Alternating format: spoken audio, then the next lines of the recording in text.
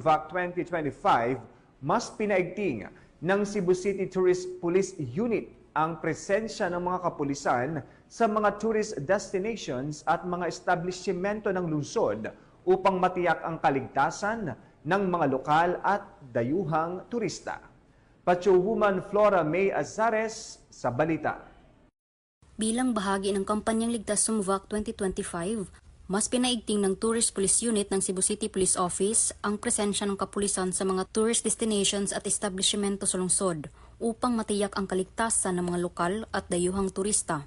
Sa ilalim ng direktang pangangasiwa ni Police Major Francis Renz L. Talosig, Chief ng Cebu City Tourist Police Unit, nagsagawa ng coordination at visitation ang mga miyembro ng Cebu City Tourist Police sa iba't ibang establishmento sa lungsod. Layunin ng aktibidad na ito na makipag-ugnayan sa mga stakeholders at paigtingin ang kampanya para sa ligtas at maayos na bakasyon ng publiko.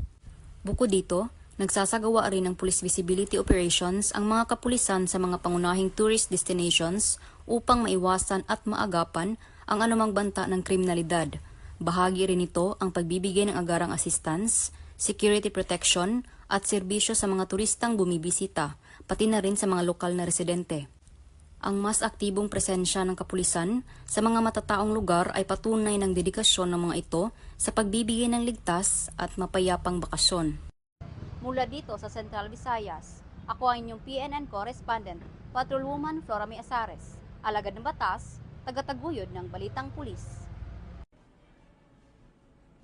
Maraming salamat, Patrolwoman Azares. Bilang bahagi ng paghahanda para sa pagdagsa